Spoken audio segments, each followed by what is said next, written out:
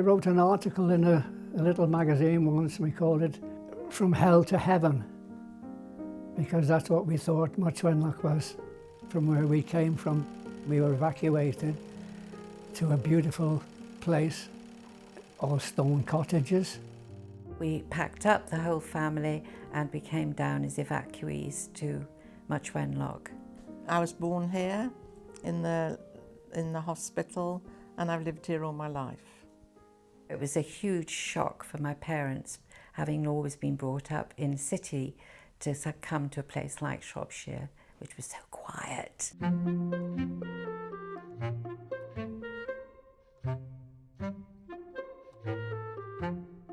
We were basically hooligans. We come from the dock area. I mean, letting the pigs out and trying to ride on the cows, which we'd never seen, and all that sort of thing, and pinching the apples. My friend and I were down in Wenlock, and we saw a poster inviting local people to audition for part extras in this film. I was only 6 at the time, and obviously they needed children, and I was then part of the maypole dancing team, so and my mother was in it, so I suppose it was easy for me to be taken along as well. So we were rushed home, asked our parents. They said fine, as long as one of the mums came with us to chaperone us, really. So Mrs. Massey, that was my friend's mother, she said, I'll take them. I remember standing in a long line with a gentleman and a lady walking along the line. She had a list, and she was talking to each person as she walked along the line, and she came to us and she said, street urchins, what about you, mother? Let's have a family group. So of course poor Mrs. Massey, Avis's mother, was really shocked. She'd only come as a chaperone. So she said, oh, all right, yes, that's fine. So that was it, we were in. The night of the auditions, we climbed on the roof of the Memorial Hall to try and look through the window to see what was going on. And this chap shouted, come down here, come down here. Frightened, we climbed down. He says, do you want to be in the film? I said, yeah, I'd love to be in a film. He says, right. He says, you go in there and you tell him that Mr. Powell has sent you in your 2 urchins. So we went in, and that's how we got the part. No auditions, no nothing, by the man himself. Thought I was quite good at the school plays. Fancy me chance.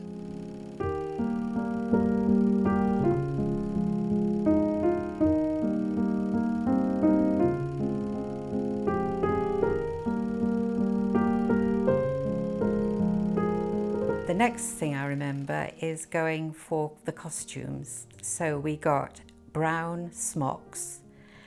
I had a blue apron over the top, and the lady who was writing everything down came along and stared at us, and she said, that won't do. You don't look like urchins. You still look too fresh. So she got a pair of scissors and ripped my smock in 2 separate places. And I was horrified. I mean, this was during rationing, when, you know, any fabric was something like gold. It was very special. My dad, they sat my dad on right by the road on a patch of grass. It's still there now, on the corner. And he had a sickle, and they gave him an apple to peel. And the cameraman was right behind him, and Mr. Powell right there. From here to you, he shouted action, and they turned the radio on, or some music on. It was Hazel Wooders singing, and Dad had to go like that, and cock his ear and listen. So that happened a few times, and the cows had gone from the scene. He said, I want them cows back in there. I said, I'll go and chase them. Go on off, lad, go and chase them back into the hedge. So I goes in and chases the cows back into the hedge. One of my biggest memories is that I wore a lovely red dress with white polka dots on it, And the next day when I went in, and she said, "What did you wear yesterday?" And another girl had got it on, and that stuck with me all these years, which seems absolutely pathetic, but that's true. It was glamorous because we had never experienced it before, but there was an awful lot of waiting around. That was the thing. And as children, I mean, that was really difficult. It seemed very glamorous if you was actually taking part as a speaking part, like Jennifer Jones. She stood out, she was #1. I remember she was just very, very beautiful, but she was petulant as well because she said her feet hurt. She was wearing black boots, you know, tie-up boots, and she kept saying, "My feet hurt, my feet hurt." So in the end, I don't know if it was Powell or Pressburger, said, "For heaven's sake, take them off and go in your bare feet." I think she knew she was the prima donna of the film kind of thing, yeah. At the back of the Talbot, when we were waiting for her autograph, she called me in because she was by the door and she scribbled it down, and that was the 3rd time. And she said, "What are you doing with these?" I said, "I'm selling them 6p each."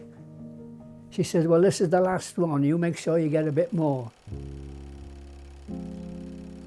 It was just soon after the war. It was exciting.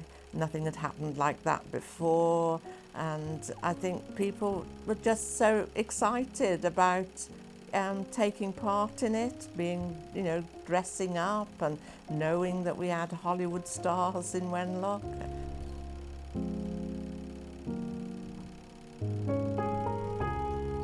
There was a fair enough of interesting things going on, so we could watch what the cameraman was doing, the lighting man was doing.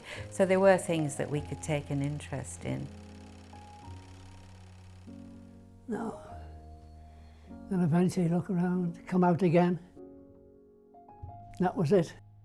We realised it was a light meter. Years later, when I was doing photography myself, I realised it was a light meter what he'd had. So he more or less controlled what was going to happen actually. Esmond Knight, I remember, he was lovely. He used to sit on his collapsible stool between takes, and he would chat to us all about Hollywood. He would answer 1,000 questions without getting fed up or bored. He was a really lovely man.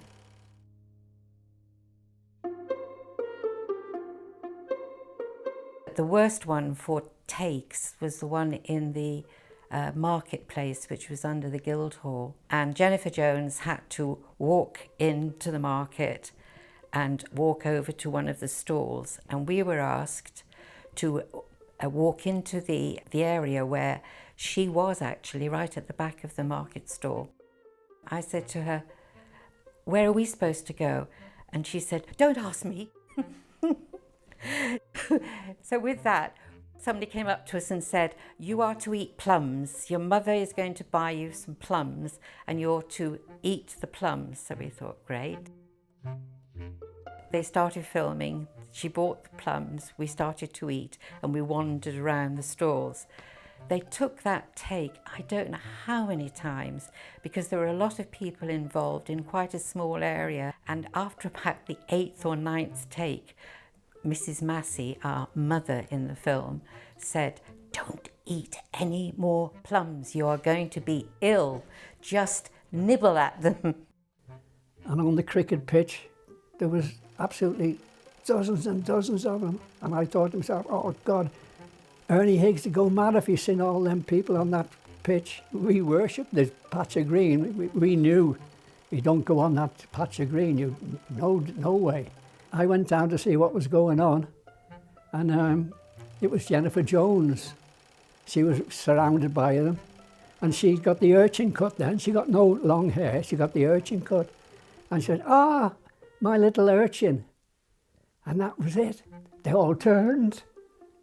Oh, I was as proud as punch. Well, it's a very difficult accent to start off with. I think she was trying to learn the Shropshire accent whenever she spoke. Some parts she sounded okay, but other parts you could tell she was American. It sort of slipped through somehow. I can't believe that it was that easy to maintain what people consider to be a Shropshire accent or a Salop accent. It was hard for an American, I should think, to speak Wenlock. I mean, old Wenlock was really old, like, you know. Our book was book, and theirs was book. Ours was book. Theirs was cook. Ours was a cook. And that's the way it went. Considering how difficult the act, it is, I think she did extremely well, really. The children had £1 a day. Have they said anything about this, Maureen? And how much did they say it is? £2 a day.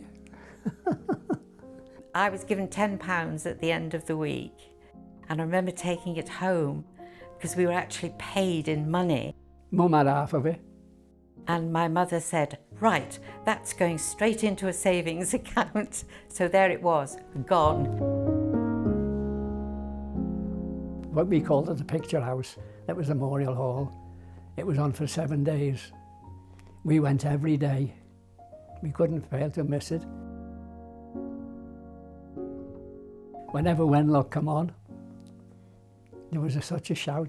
And when she had a part in the film, she said, I'm going to Wenlock in the morning. And we, oh, big cheer went up.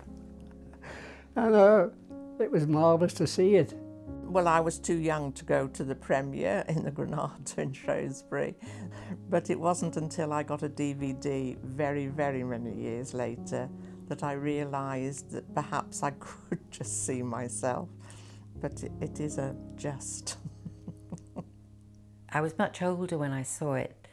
I think it was when it was on video cassette was the first time I saw it, so I was looking at it from a much older age. And I just thought it was very atmospheric and very tense and very moving.